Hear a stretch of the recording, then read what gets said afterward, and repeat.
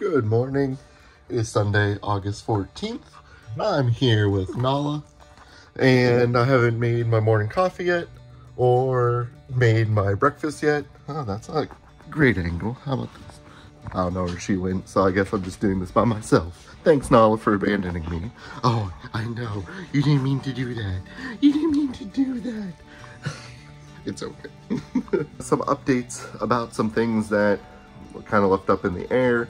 I've been slightly working out on doing the stein holding competition. Once again, still need to look into which ones I actually want to do, but my arms and like chest is sore, so I guess I'm at least working some muscles, even if it's not the most efficiently, so that's fun. And so I know at least something is going on there. I'm hoping it'll be enough to actually like improve my time with the stein holding. If you've seen the video, which was a few days ago now, I looked up some official rules for how to do a stein holding competition. Apparently you shouldn't have your thumb on top of the mug, and I did. So I'm not sure if that helped my time a little bit too much. So that could be another factor that I have to consider. I also don't know if like a non-official stein holding competition is going to actually even care about that. Are people going to just be doing that anyway? No one's going to call it out? Are they going to be leaning back? Because apparently you should also have your back straight, even though in the official ones, a lot of people lean back after a while to get their arm like still parallel with the ground. So who knows, maybe I'll train, once again, like how I mentioned before, train for success, train with the bigger one, train with the right posture, train with the right hand hold, and then if things start going downhill and no one's calling for that stuff, then I can switch to it and get more comfortable. That's currently my ideas and thoughts with that. I think I'm going to go cook some breakfast now. I'm trying to think if there's anything else that I haven't really followed back up on or not, but if I do, I'll say it later. Nala will still be here staring out the window like she always does, but that's about it for now. See ya.